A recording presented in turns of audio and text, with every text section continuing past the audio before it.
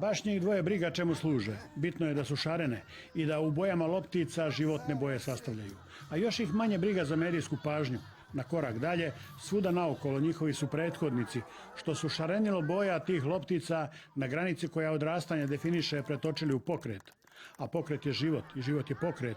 I svi oni što ih okom kamere uhvatismo na prostoru Letenke na Fruškoj Lepotici, spajao je taj jedinstveni vektor koji život znači, od najmlađih do najstarijih.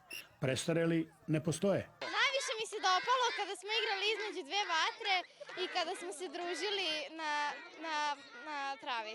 Lećerku ima samo igralište ispred škole, ali nema ovako igre. Kad se vratiš, hoćeš im pričati? Hoću naravno. Se dopalo? Da, bilo je mnogo lepo. Kako ti je bilo? Super. I voljela bi i opet da idem. Preporučujem bi mojim drugarima da sljedeći put dođu. Moji drugari su Vladi, Goranu, Nini, Neveni, Zlatanu. Cijele škole. Otprilike njima.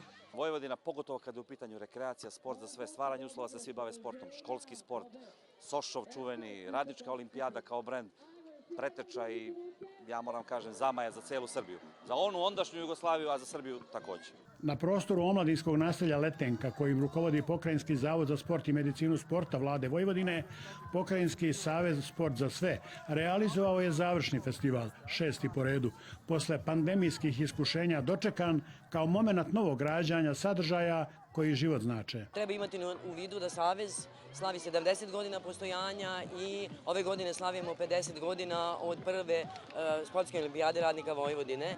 Tako da svo moje iskustvo iz oblasti rekreativnog vežbanja, rekreacije, sam sve to pokupila i svojim naučnim radom koji sam imala do sada na fakultetu, gledam kako da inkorporiram na dobrobit svih i da se što veći broj ljudi uključi u fizičke aktivnosti i da shvati zaista značaj fizičkog vežbanja po zdravlje, a da ne bude to samo usputna rečenica, zdravlje je najvažnije.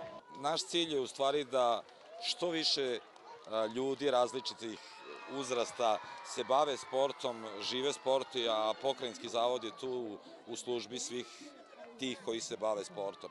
Savez Sport za sve imenom svojim definisao je i oblast i način delovanja u društvu koje se deklarativno i založilo za sport za sve.